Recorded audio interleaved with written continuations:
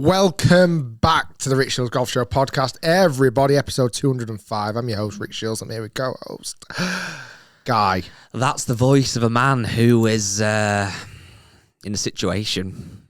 I'm questioning a few choices of my life this weekend. Yes. I'm in a dark place at the moment. So first off, thank you genuinely from the bottom of our hearts, everybody that came to the live podcast on Friday at the Marriott Worsley Park. 250 of your beautiful faces attended. Was there? Was there? They're all beautiful. There was actually a few, what should we say, wrong-uns, maybe? Rogue entries. Well, just to put some background on this, we had a nice sized room at Marriott Worsley Park, but it wasn't ginormous. And they said it could fit 275 people. Okay. So we then said, well, tell you what, let's do 250 tickets because inevitably I might have a couple of family members come, which did happen. VIPs. As you may, or some people that work with us or whatever. So in reality, let's do 250. Thankfully, and again, thank you very much everyone watching and listening, we sold them out in a heartbeat. Yes. Delayed click. As you get with any gig or event, last minute, people were sometimes on the group saying, oh, look, I've got 4 tickets or I've got 3 tickets. One of my mates can't come. I'm trying to sell it, blah, blah, blah. So I was expecting that. But they're a little bit worried, thinking, well, actually, we've sold the 250. If we have 10 or so tickets that people can't get rid of or whatever, that's going to only be 240. Not ideal. We then get to the room. The amazing staff at the Marriott Worsley Park turned around and said, oh, we've put 300 chairs out. So I'm now thinking, wait a minute. Uh-oh. We've only got 250 tickets. We've not probably got 10 or so people coming. That's 240. Yeah, we've got a few family members coming. Let's be conservative. Let's say you have got the 250. It's going to be 50 empty seats, Rick. What are we going to do? We're going to like losers. We're going to get eggs pelted at us and tomatoes, rotten tomatoes. So how many seats were free? 0. Zilch. Nada. They were queuing up out the door. So, yeah, a few sneaky people joined. But you know what? It's all part of the fun. And it was a fun evening. It really was. It was it's always amazing getting to actually perform live shows. That's our 3rd live show now on the podcast. First one at Lowry, second one down in London, 3rd one here in Manchester again. And just be able to kind of chat to fans, followers who enjoy the podcast, enjoy the channels. It's always really eye-opening. And the amount of distance people travel to get to those shows. Sweden. There was a couple from Sweden, which was amazing. Scotland. Basingstoke. All the way from every corner of the UK, plus a few that actually flew in from Europe. So really appreciate it. It was a great evening. What was funny about the show, it did actually seem to go very seamlessly, even though we didn't have a great plan. Or you didn't tell me the plan. It was seamless. But if you would like me to inflate your ego a little bit more, mine got inflated a little bit on Friday because, I don't know if you heard this as well, a number of people post-show came up to me, sometimes with the partner, with the wife, sometimes the partner or wife wasn't there, but said, my wife hates golf YouTube. She hates me watching it. However, she really doesn't mind me watching you and Rick. And certainly one guy said, even to the extent when we get in the car, my wife, who doesn't like golf at all, actually asks if you've got a new podcast of Rick Shiels to put on because she actually quite enjoys it. So I don't want to say that we are this one's housewives. for you, baby. Let's get it on. I don't want to say that we're housewives' favourites. We're up there. But I also want to say we're definitely, housewives' favourites. For 2 or 3 people. No, but it was really good. Awesome show. Again, thanks for everyone that turned up. There was, I said on last week's podcast something that I didn't stick to. You saying something that I'm going to stick to? That's not like you. Me? I was really at the moment. I've had an interesting year, and one of the factors being, I don't think it's any secret that I do quite like a beverage. Okay, but recently that's been going a little bit crazy. Ryder Cup, other factors, etc. So I'm not going to drink at the live podcast. I am not going to drink. Yes. I think it lasted 15 minutes. Well, I got bear in mind, the podcast started at 7 o'clock. I got there at 4:30. You already had a pint in your hand. So it didn't even last 15 minutes. It was minus 2.5 hours. Yes, we ran a focus group for 25 select fans and followers and appreciate those guys for taking the time and to do the focus group. It's about projects that happen in the future. We wanted to get your insight, and it was fascinating. And as a little thank you, I wanted to meet every one of them and buy them a beer. So we went into the bar and I bought everyone a beer, and it was like, you ordered one too many. It just like happened to end up in my hand. And then the problem is when you buy 25 people a beer, you kind of get 25 beers back. Oh, what a problem. It was a real issue. At least the podcast was 7 till 9 o'clock. We had an hour or so afterwards, getting pictures of people, meeting people, answering some more questions and stuff. It was great. At least then you had a 10:30ish drive home. Oh, well, obviously not a drive home, sorry, hotel home. You were going to drive home. You got a last minute hotel room. So at least you were tucked up in bed in the hotel at Marriott Worsley Park for 11 o'clock. AM the next day. I ended up going out with a few fans. We went out into Manchester. Anyway, listen, it's one of those things. At least the nightclub shut at 3 o'clock in Manchester. Yeah. Don't they? Some places don't. Anyway. Were you Ricky? Listen, I was Ricky at 4:30 in the afternoon. Yeah. Bang out of order, to be honest. I feel like you've got to get this off this your chest. weekend really questioned my willpower relationship with myself and alcohol. Really? In what capacity? Not proud of myself. So I think I'm going to knock it on the head. Because, well, you said before to me off the podcast, you feel like once you go out, it's like right out. Yeah, that's an issue. You are quite all or nothing. A lot of people, I am that in some ways with things. I used to be able to, I just think this year it's been heavy, too heavy. And it's, you know what, in a weird, it's not good drink, is it? No. Like it does put you in a different state of mind, and even like the next day you don't feel great. And yeah, but you know why a lot of this is because a lot of your life now, let's be honest, isn't normal. So, for example, if you were somebody that was coming to the live podcast as a fan, right, and you said, look, I'm not drinking, I'm going to be the designated driver, which was your plan as the host of the night, but let's just say you came from Derby and you drove to the Rick Shiels Golf Show podcast. I'm not going to drink, I'm going to have a pint of Coke. That person, therefore, can't drink, has to drive home. You were at the Marriott Worsley Park and went, I wonder if there's any hotel rooms free. Straight away, the general manager said, yeah, we'll give you a room. Done. So it's not like... I think the other issue as well, like, I think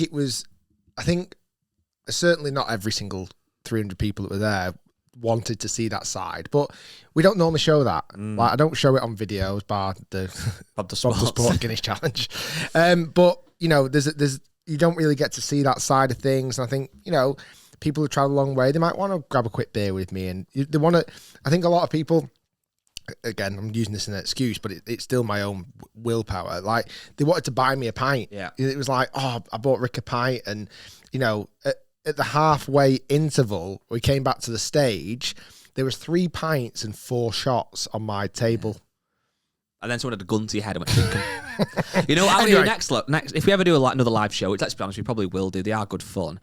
I'm going to have a rule where if people want to buy me a drink, I won't accept it. However, I'd happily have £3 in change. So, if there's 100 people and they all say, "Guy, I would love to buy you a beer," don't bother buying it me, but give me £3, which in this day and age is a cheap pint. Very cheap. I think you can go $4.50. I'll call it a fiver for us. Let's go up, £5. I've now made £500. Yeah, or 1,500 quid if there's 300 people. Yeah, that's perfect. In fact, done. Okay, well... Anyway, either way, it was class. Thanks very much for coming.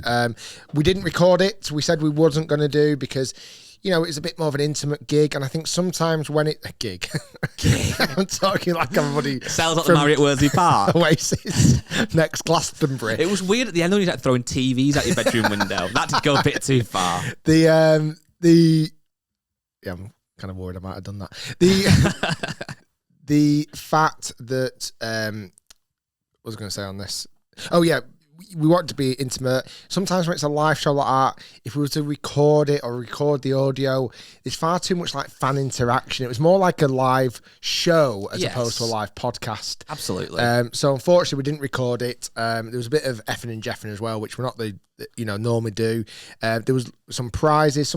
We gave away a lot of things actually. We went a little bit overboard. You gave away a few £50 notes, which is very on brand. We gave away loads and loads of things, which was great. A little Harry, young lad at the end, who was with his father, and he was a kind of young teenager. He sweeped a lot at the end. Yeah, he did. He did very well. But yeah, thanks very much. It was absolutely awesome. Well, yeah, that was great. But one of the main topics for today's podcast, and we've somewhat missed the boat on this because I think it was announced last week, probably after we recorded our podcast. But I wanted to touch on it so much, and it might even be the title of this podcast. I'm sure it is the fact that LIV Golf have officially been told now by the official World Golf Ranking that they will, in its current form, not be eligible for any world ranking points. Ouch. And it's come out as not really a massive shock to most people, but it's now absolutely definitive that that is the case. And just to kind of those people listening, watching who might not be up to speed with it, I'm sure a lot of people are, but the official World Golf Ranking body is the body that obviously gives out the kind of world ranking points. It's always a bit confusing as how it works. But ultimately, that is what gets people into the majors. It's what gets people these massive lucrative endorsement deals. If you're a top 50 golfer in the world, you get into all the majors, you suddenly become so much more valuable, and Titleist and Callaway and Ping extra will give you more money typically, the higher you are in the world, obviously. It might even be in your contract where if you're in the top 30, you get X amount, and top 10, you get X amount. And it's a huge, huge, huge deal. And there's only a handful, well, maybe a bit more than a handful, a couple of handful of golfers who've been world number one in the world. And somebody like a Luke Donald that has done that, it's often, and Lee Westwood, to some degree, deemed as much of an achievement, if not more so, as winning a major. It's like you could peak argue. of their career, really. Yeah, I mean, I'm sure you could ask Lee Westwood the question, we might have done, I can't remember if we did. Would he swap his world number one ranking for a major? Maybe he would say yeah, maybe he would say no. But I think the fact that Luke Donald was world number one, for me, is more of a standout factor that if he wasn't, but he'd won the USPGA once, for example. Would you agree? Yeah, no, I'd agree. So the reason, there's a long, long letter that got written to LIV Golf from Peter Dawson, who is the chairman, I believe, of the official World Golf Rankings. And there's a number of reasons as to why they won't be getting world ranking points. But before I come on to that, I want to say now, and this is no secret to people, I'm not a huge fan of LIV at all. And I didn't watch any of it over the weekend. I think the season's now finished. I've had very little to no interest in it, and I think it's pretty average at best. As a tournament, as a brand, as a franchise, I'm not that into it. However, I do believe that the official World Golf Ranking not incorporating some level of points for the people that play on LIV is actually making a mockery of the world rankings, and I now believe they are pretty much obsolete. Wow. Some bold statements there. Yeah, so allow me to explain a little bit more. And I want to hear, obviously, your take on it as well. So the number of reasons why the official World Golf Ranking Board have said that LIV Golf isn't eligible is firstly the size of the field. There's only 48 players per event, whereas like 140 or whatever there might be, or 150 or whatever it is in a normal. 100. Well, was it 100? The Shriners Children's Open, which we straight after this topic we are coming straight on to, because we need to talk about Lexi Thompson's performance there. There was 133 players, I believe. So there's clearly a difference there, isn't there? That's easy to say. Almost four times more golfers. Yeah. The second reason is the number of holes played. So obviously everybody knows that a PGA Tour or DP World Tour, whatever, a normal golf event is 72 holes. LIV is obviously famously 54 holes. There's also no cut in LIV Golf. If you're a LIV Golf player, you're playing all 54 holes. Obviously on the PGA Tour, DP World Tour, etc., there's cuts after 36 holes. The other reason as well is that 14 players from the makeup of the LIV team LIV roster were absolutely 100% guaranteed to play the 2024 season no matter what happened. So I suppose that, again, you could argue is not fair, that there's no way of them getting relegated. Those guys who will be obviously your Brooks, your Brysons, etc., are guaranteed for next year. There's also a limited amount of people that can get promoted to LIV. I think there's only 4 spaces of promotion. Whereas obviously think about the PGA Tour and getting a PGA Tour card. There's many, many more people, albeit different levels and different rankings. And then finally, there's many reasons, but the last reason I've got here was that they can't award them because the team competition sits alongside an individual competition at the same tournament. So those few factors where the official world golf ranking have made the decision. Whether you think that's fair or not. I think some of those can be looked over. Like the last one, for example, a team event and an individual event can't be running. I don't see how that affects the world ranking, personally. I think where a few of them do hold some more validity is this idea that there's no miscut. Yeah. Because, let's say for argument's sake, on a normal PGA Tour event, if you miss the cut, well then your world ranking points aren't going to be very good that week event. I don't even know if you move up, or I'm guessing you only move down. Where if there's no cut, there's a high chance you're going to be moving up in the world rankings to some degree. Like you've only got 48 players to play against. I feel like even if you came kind of middle half of that, there's still chances you probably might even go up in the world ranking points. I think so. For me, the reason that I think it's so flawed is because there's I think it's a new system. I don't know, it might have been around for years, but there's something called datagolf.com, which is quite a bizarre looking website. It's it's full of stats. It's quite almost complex to look at. It's not the prettiest website, but essentially they do lots and lots of different things. And it's updated every week. So it's not been updated annoyingly for this week, but I've still got some good data to hand. And on the top, it says the Data Golf rankings are a ranking of the best golfers in the world according to our model. They are determined by averaging the field strength, adjusted scores of each golfer across professional and amateur tournaments, with more recent rounds receiving more weight. Okay, so they have their list on Data Golf, their rankings, and next to that, they also have the official world golf rankings. So you can see where a player ranks on their list versus where it is on the official world golf ranking. And even in some areas, there's some change. So, for example, Data Golf have got Rory as number 1, whereas he's actually number 2 on the official world ranking. And I would actually say at the moment, Rory, in my mind, is the best golfer on the planet right now. Yeah, who is actually officially one? Scott Scheffler? Yeah, correct. He's number 3 on this. And on the official world golf ranking, Victor Hovland is world number 4. On this is world number 2, again, which I would agree with. I'd almost argue that Victor might be number 1. Potentially. But then what it really, and I appreciate I might be going around this around the houses, but I'm trying to get to my point really, which I will do in a second. When you look at a handful of players, and bear in mind this hasn't been updated for this week as well, I'm going to read some players to you now on where the Data Golf ranking is versus their official world golf ranking, and you tell me, Rick, which you think is more genuine. Taylor Gooch, okay, his world golf ranking, 187. That's miles off. His Data Golf ranking, 35. Yeah, and I'd even argue slightly higher than that. Bryson DeChambeau, official world golf ranking, 132. Data Golf ranking, 25. Yeah, again, I'd argue higher. Brooks? He's actually doing okay, I think, because of the fact he won a major. Let me just find him up. He's the one who didn't have. Cam Smith? Bear with me. He's not too bad either. Let me find Brooks.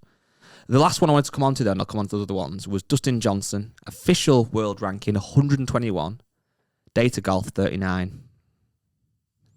Yeah. And so Brooks Koepka is actually, bizarrely, his official world golf ranking is higher. He's 18, and Data Golf is 47, because his actual season, really, after, I think, the US Open he won, kind of went down a little bit. So it's much more, the data rankings is, firstly, it's much more about recent form. Was it USPJ? I can't remember. US Open, I think. It doesn't matter. It's much more about recent form. And also, it is utilising some weighting from LIV Golf events. Now, I'm not for 1 second saying that LIV Golf players deserve to get super, super high levels of world ranking points for their performance, because rightly so, there's only 48 players, some of who are not very good, some of who are very good. It's only 3 days, it's all these other things. But to not have any inclusion, you can't honestly tell me now that you look at that official world golf ranking and you see Taylor Gooch at 187 and that is correct. It can't it's be 187. Not. So again, back to my original point, I'm not a fan of LIV Golf. I think the players that jump ship to join LIV Golf for the bucket loads of cash deserve everything that came their way negatively, in a sense of, you can't then moan if you're not on the Ryder Cup teams, although obviously Brooks made it. But if you're a European and you left to go and, like, let's say Ian Poulter, can't really moan that he's not going to be in the Ryder Cup setup or as a captain or something, or Henrik Stenson who lost his captaincy, because you knew that was realistic when you jumped ship to LIV. So all those things, fair dues. You got a big bucket load of cash, brilliant, but you lost out on other things. That's a risk, or that's a decision they made themselves. But you can't really say it's fair.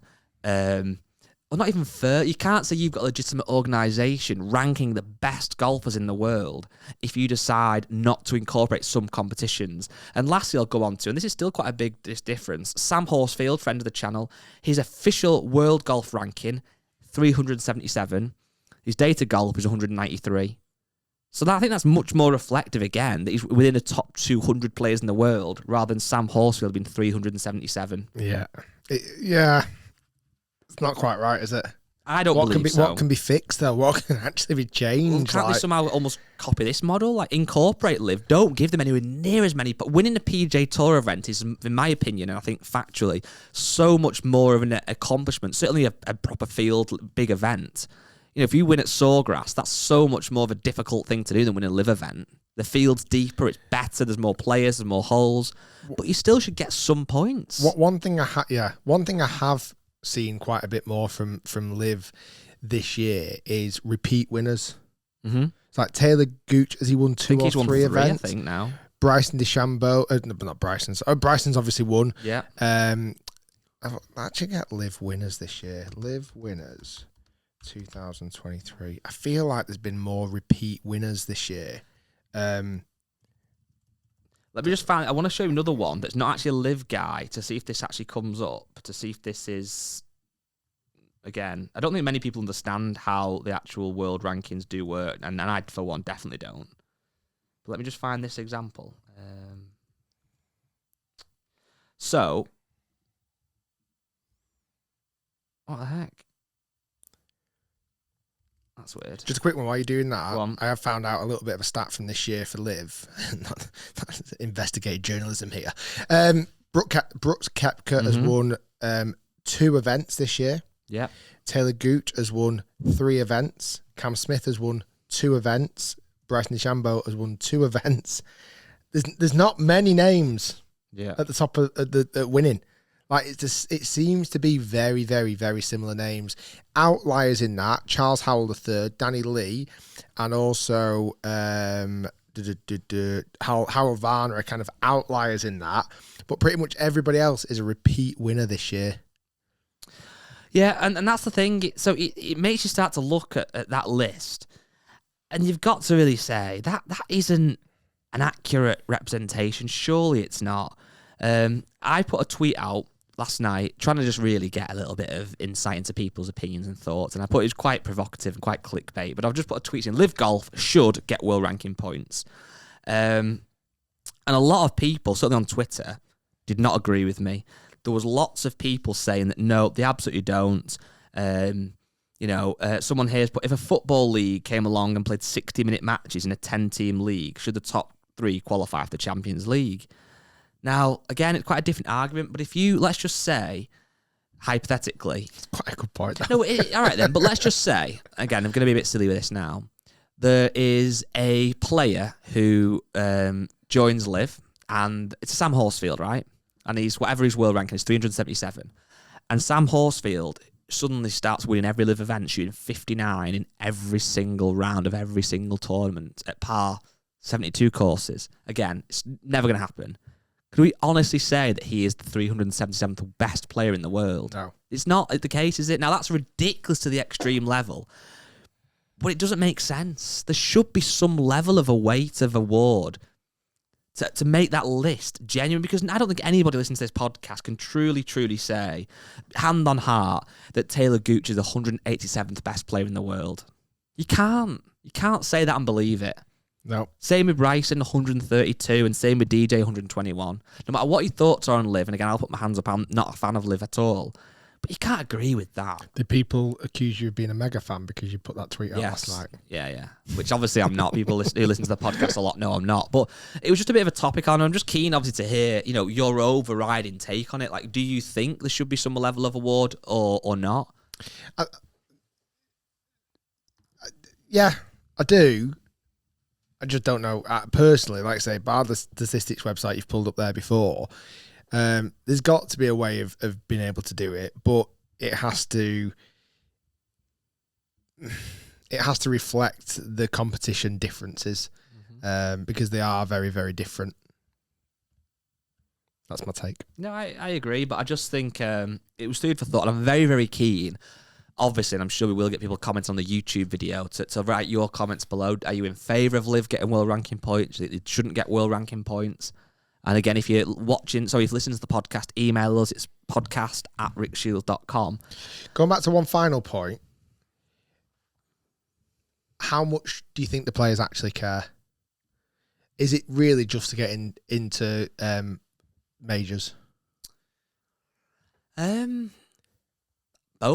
would imagine, because I'm sure I'm right in saying that Taylor Gooch is not exempt for any of the majors next year. So he's, and again, to that degree, you could maybe argue, well, he joined LIV Golf, and at the time, he would have known there's a strong chance they wouldn't be eligible for world ranking points. Maybe he didn't know that, maybe he did. You'd like to think he had an educated guess that they wouldn't.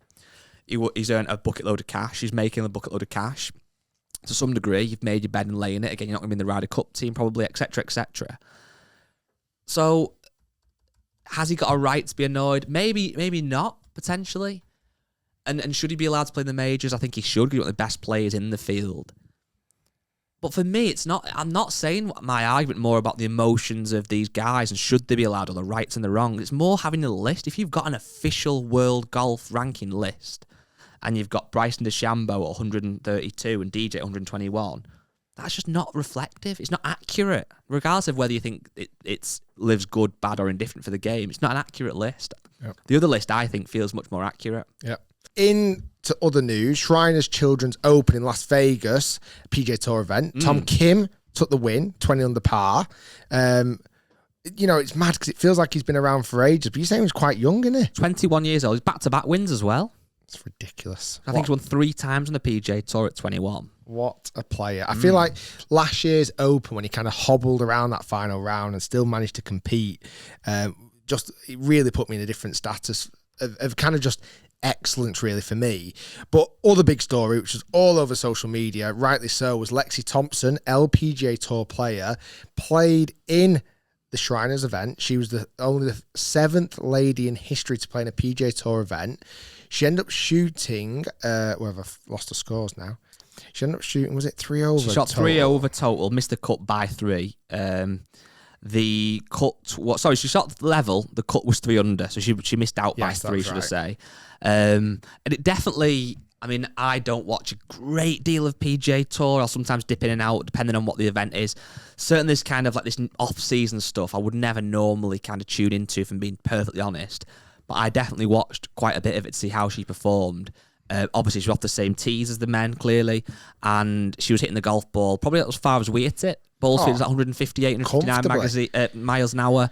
On those fairways, it was bouncing out to her, got a long way, and she definitely didn't embarrass herself at all, and to miss out by 3 was a pretty decent performance. I know, and I think what's mad with it as well, like I was watching the first round, like really the only thing that kind of let her down, she just missed a few shortish putts. Like the length off the tee, she definitely had. She didn't seem to be really struggling in that department. But yeah, just to miss out, she could have made the cut. A few things might have just been different, and I genuinely think she could have genuinely made a cut on the PGA Tour, which is interesting because it's kind of just this idea that, regardless of whether she makes the cut, doesn't make the cut, it's the fact that the kind of spotlight's being shone on these excellent female golfers. Like Lexi Thompson is an incredible golfer. And I'm sure it's a great experience for her.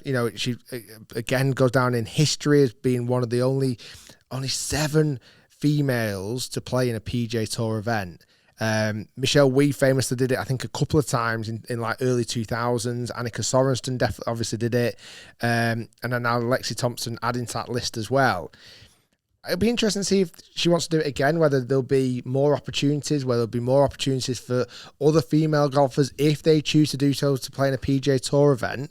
But I think she did incredibly well, and definitely someone I'd love to get on the show as well on the channel. I think for me, it's something that I wouldn't want to see all the time, because I think what's great about it is it drives interest. Because for me, watching, truthfully, I was wanting to see how good is she compared to the men, because there's very, very rarely ever times when obviously the women LPGA and PGA Tour players play together. So to actually see her play and really put out a solid performance, it was very eye-opening.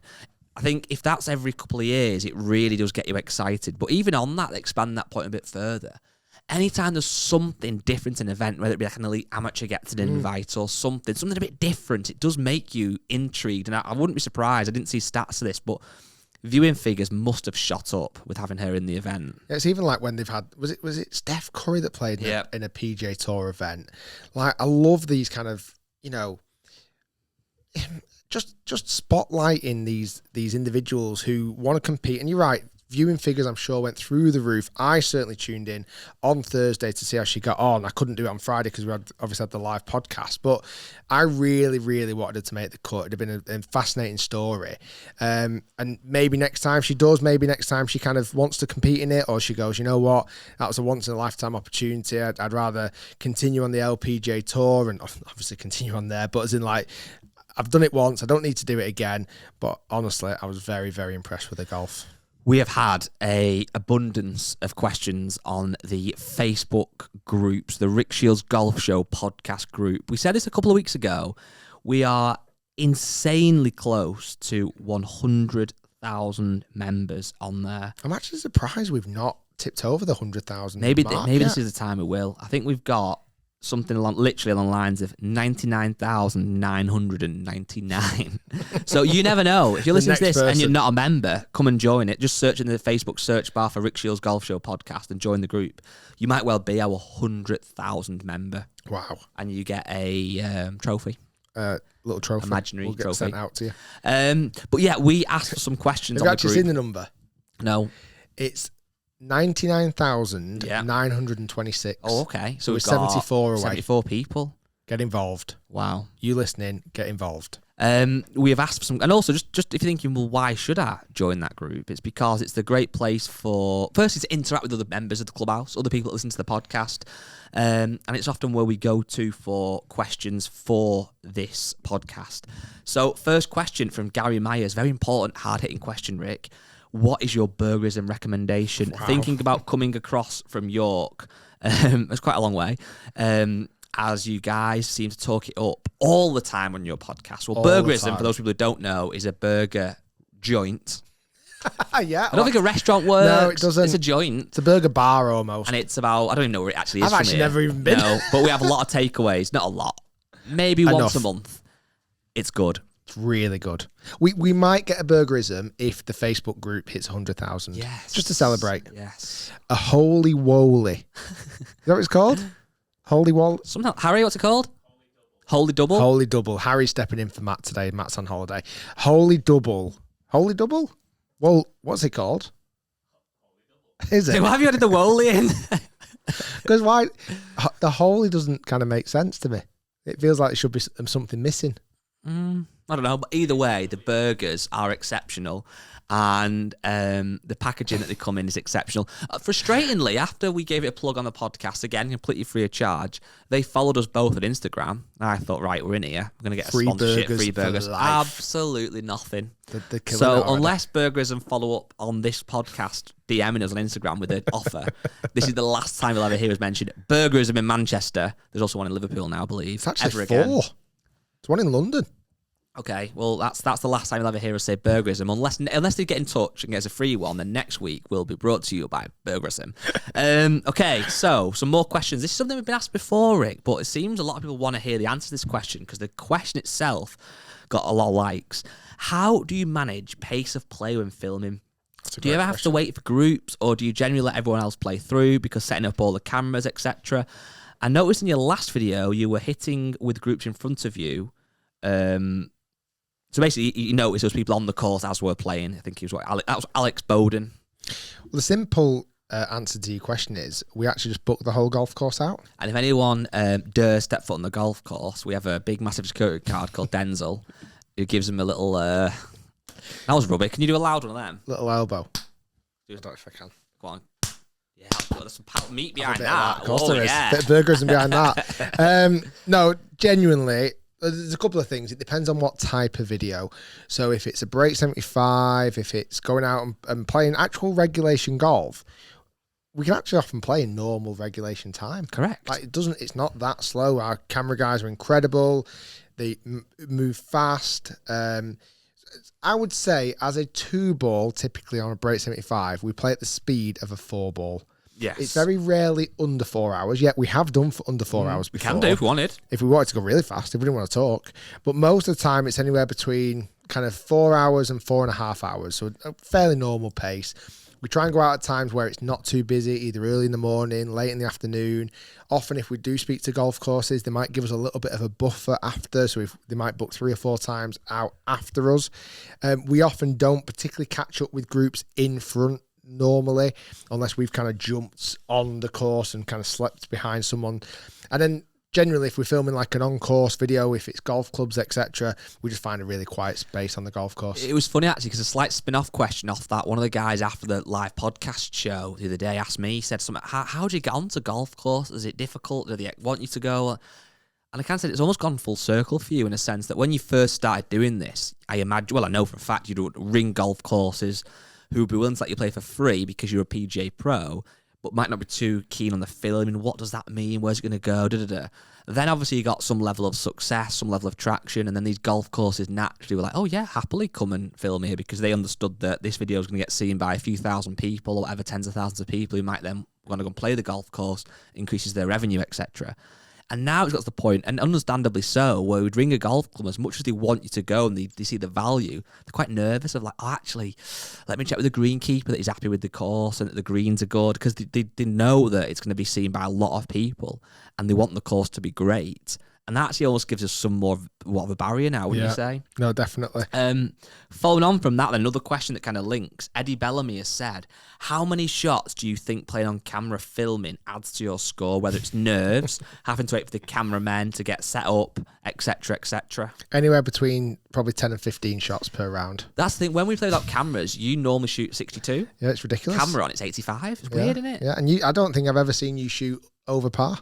No. Ever. I normally birdie every hole off camera. Yeah. And then on camera, it's just like different. It does have a few, I would say, though, genuinely. Yeah, it does. There's sometimes there might be, and it's very, very rare, and we don't kind of show it really, but there might be a delay in a camera getting set up, or you might be over the ball and one of the, it's very rare. Our fantastic camera guys, I need to be careful what I say, might say, oh, Rick, I just need to get this, not quite ready, so you need to kind of step away. But it's more, I think the bits that I would say puts you off the most, or puts playing in front of camera off the most, is you've got to talk about everything. Yeah. Like, you've got to talk about, right, and I've mentioned this a few times, right, I'm on a hole, it's par 4, there's water down the left, there's out of bounds down the right.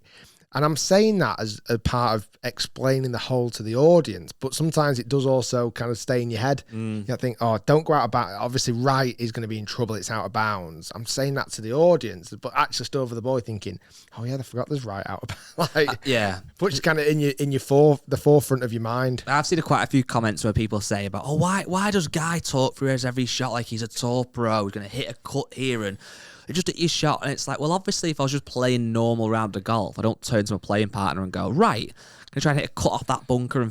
But when you're talking to, you want to kind of set some level of a scene. And also, I think you have to, no matter what your ability is, whether you have 28 or +5, you need to have a shot in your mind. You might pull it off one every 20 times or every 10 times, but you should always be trying to play a certain shot. And also, another comment I've seen quite a few times about yourself and about me is when sometimes people say, why are you trying to hit like a fade or a draw? Just try and hit it straight. But hitting it straight is the hardest shot in golf. It's so much easier trying to have a shot in your mind, even if you don't pull it off, to have a swing thought that's swinging it left to try and cut it, or opening the face and swinging right to try and draw it, whatever it might be.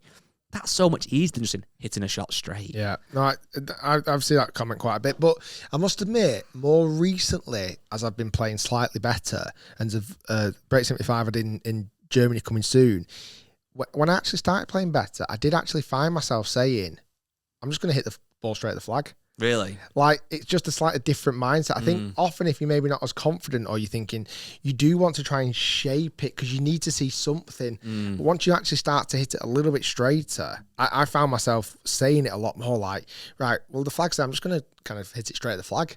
Instead of like thinking too much about curvature. I can't do that with a driver though. No. I can't picture hitting a shot straight. No, I can't at all. Makes me feel sick. Brad Harris has said, I say what doesn't make me feel sick though, burgerism. That makes me feel really good, doesn't it? Every single time. Brad Harris has said, Cameron Smith smashed his Scotty Cameron putter against his bag after 3-putting on Sunday. What? Didn't see it, but what's the biggest tantrum, meltdown, or equipment breakage you've had on the golf course? I've snapped one golf club in anger. Nice. Over my knee. Ooh, first time, bang, done. Yeah, when I was a kid, when I was a junior, I was about 16. I was playing at Brocket Hall. Oh, nice. Yep. The only time I ever played at Brocket Hall, it was the daily. Well, apart from the last time we played with Tom Lewis, but the original time, I was playing in the Daily Telegraph Junior Golf event, and it was a team. So I was there with my club, and high expectations, a lot of pressure. I wasn't playing particularly well, and then got to par 3 on the back 9. I just hit this terrible iron shot, and I literally just got the club and snapped it straight across my knee. Wow. I got in so much trouble. I bet. It's ridiculous. I was 16, and you do these things. That's the only time. And then I think the other time, I've only actual proper broke one club. The Scotty Cameron Trillium putter I have, and I had it refurbished a few years ago. The reason why I had it refurbished because it had a long neck on it, and the neck of it was so bent, and I think that was from me kicking my putter when I'd missed putts from when I was a kid. Yeah, you know what? I'm sure I have, obviously, in the day, had little tantrums on the golf course. I think for me, though, now, I don't really get that very often, obviously, but I hate nothing more than going playing golf and just starting off just playing terribly. And almost that's a lie, sorry. The worst one is playing well, getting to like the 18th hole and just messing it all up, losing the golf ball, going out of bounds, whatever it might be. I still to this day get that sinking feeling in my stomach of like, oh no, it's just horrible, isn't it? I just think it's the worst thing in golf. And it might not drive me to snap a golf club or anything or shout an F and Jeff, but it certainly still gets to make it even as a junior. It's just the worst thing ever. I've also, I'm just trying to think now. I snapped a club, bent the neck on my putter. I've definitely snapped a couple of stands off golf bags. Oh, wow. Like when you swing a club and smack it against your stand bag. And then the other one, and then this was the last thing that I did, and it stopped me from doing this. Again, I was probably much older than what I'd like to 31 admit. But I hit a bad shot, Mm. got my club, smashed it up against my bag, the side of my bag. I was like, for God's sake, right? Put my club back in my bag, okay? Yeah. Next hole, went to get my driver out. Driver was snapped in half. Worse than that, after the round, opened the side pocket of my bag. My phone was in there, smashed to bits. Oh my God. Remember what phone it was? Cause like an iPhone 6 or 7 or whatever. Oh, so that was like a couple of years ago. What would you do then when your children get bigger, and I know they're kind of semi into golf now, if they start playing somewhat seriously and they're in a junior comp or whatever, and you find out that one of them has broke a club in anger, genuinely, because I'm sure there's parents listening who've had this experience, how would you react to that? Your hard-earned cash has got them a golf club. Can I be truthfully honest? Yeah. I'd actually quite like it. Would you? Yeah. Wow. It just shows that bit of passion and care. But does it not show that they don't care for what you've potentially paid I don't for? think that's the one. The only one I got in trouble for was the one straight across my knee. Because I purposely went with intention to snap my golf club across my knee. The other times, I felt like they were accidents. Like, you know what I mean? I felt like I didn't mean to break something. I was just venting anger. I was venting frustration. And I think that's good. Like, I see Tyrrell Hatton like getting angry. And I'm like, yeah, go on, lad. Is it good though? Because there's only a few golfers in the world who can actually do that and then be okay on the next hole. Tyrrell's probably one of them. That might be where I messed up. I carried it. When you give yourself a black eye and a nosebleed, it's quite hard then to birdie the next. Okay, one more question, and it's from Pete Larkin. I don't know Pete, but off the back of his question, I feel like he's a close friend of mine. I feel like a connection with him. Even his name, Pete Larkin. I might got Larky.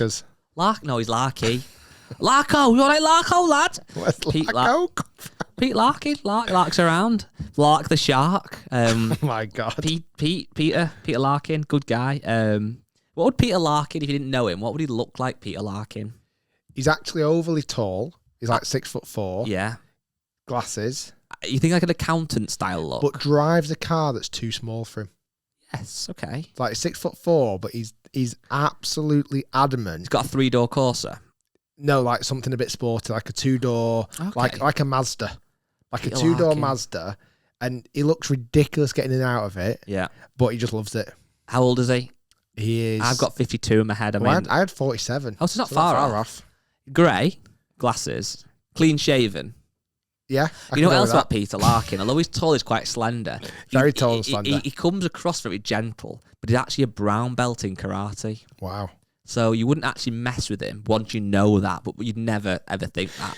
Could we not just look at his Facebook No, profile? I'm worried it won't be like that. Imagine if everything was right. Also, Pete Larkin, he's got a wife called Jill. Jill Larkin? Jill Larkin. She works for the council. Okay. She's been there 20 years. Wouldn't say boo to a goose. Nice woman. Not in bad shape for her age. Goes Pilates 3 times a week. Nice. Into golf? Yeah, she can tolerate it. And they've got 2 daughters, 2 twins. Sarah and Jenny. They're 21, both at uni. I've just looked at his profile. Is he not anything like we said? Is he nothing like we said? He's married. He's got 2 boys and a girl. Right. And don't be giving his real stuff away now. Start getting fan mail. Pete Larkin. Larko! Yeah, he's a nice guy. The problem is that when you hear the question, you're going to suddenly hate Peter Larkin. Oh, go on. So he said, good old Larko, where can we bet on the big match, Guy Charnock versus Rick Shiels? I want to put some money on Guy. It's cute. With love heart eyes. That's what you'd get from a guy like Larkin. Starry eyes. Yeah, fair dues. Well, they are starry eyes. I thought they were hearts. Fair dues. You can send your money. You might as well just burn it. Just get a lighter, put your money in the envelope, get a lighter, burn it, and basically that's your bet. He doesn't know my big tactic. You don't know my big tactic yet. My big tactic is, say we're playing golf on a Wednesday, for example, this big match that I've lured you into. On the Tuesday before, can get a group of proper lads, take you on the Raz. Like, Rick, do you want to come for a quick pint before golf tomorrow? But no, we've got one quick one. You scared? No, I'm not scared. Oh, no, I'm not even scared. You could down a pint in 10 seconds. Yeah, I could. Watch me. Bang. I'll be on the range grafting and grinding in the gym every morning. We'll see. Last question then. It kind of alludes on to this from Nick Vasil or Fasil. I don't know how you say it, but Nick. Who practices more, me or you? Well, you by a bloody million miles. Yeah, me by a mile. But once Rick has got something to practice for and he gets the bit between his teeth. I've been practicing a lot more these last few weeks. My friend and yours, James Robinson, has been giving me a few little cheeky lessons. What does he know? A few little cheeky bump this and that. I bought a training aid last week. Actually bought one. God. Yeah, it's coming. It's coming in hot actually as well. Actually, it's too. I might actually get too good. That's my issue. Well, that's my problem. Yeah, I'm not concerned about that at all. So anyway, this podcast is brought to you by Burgerism. I feel like I really want a Burgerism. I would like one, but as I've said once more, reiterate this: if Burgerism don't get in touch after the back of this podcast, we are never, ever, ever talking about it again, and I will go back to being a loyal Five Guys person. There's a burger. Oh my god, a Wolly. It is Wolly. You know what I'd love? WHOLLY. Is that not Wolly? Holy. Well, it starts with the W. Like a Whopper. What would be quite funny if people go onto Burgerism's Instagram, which I think is just Burgerism, and comment on the latest post, like sponsor Rick and Guy or something, and let's just flood it, and then let's see what happens, and we'll report back next week. I can't eat these all the time. All the time? You don't need to do it all the time. Once a week, every Tuesday. Food. I'd love, imagine if they sponsor me and get like a big tall bag of Burgerism on it. Like with a new beef. Who'd be your dream sponsor for a tour bag? A bit different, a bit cool. Like, what would you have? Like, Tiger's Monster one was pretty good. You know what I'm really into at the moment? I've got it. Warburtons. Warburtons? Because I'm really into fruit toast at the moment. Wow. So Warburtons. On the first tee of the PGA Tour. Big Warburtons. And there's a lot of history there. I'm from Bolton, Bolton Company. You didn't know it could be loaf. Everyone go, loaf, I loaf. really like crumpets and like a bit fruit of crumpet. toast. Or, I mean, I think Cars did offer it, to be honest. Any pasty brand. Pasty and pies. But I'm on a health kit now, so maybe like a protein shake or something. I think the health kit's gone now. It's not. I think today you're going to get... Have you already been healthy today? Yeah. Going on Burgerism then, that really has not done my... What you need to do, you need to think of a reason why you could have one today that like justifies having one. Are you having one today? I don't know. It depends if they sponsor the podcast. Wink. But we're not going to know that today. No, we're not going to know that in the next hour. Anyway, we'll let you know in next week's episode. Cutting edge news. Guys, thanks for listening. Thanks for watching. Thanks for all your support. appreciate everyone coming to the live podcast. It was very, very, very good. And we shall see you very, very soon. I said lots of verys then. Yes. And thank yous. Peace.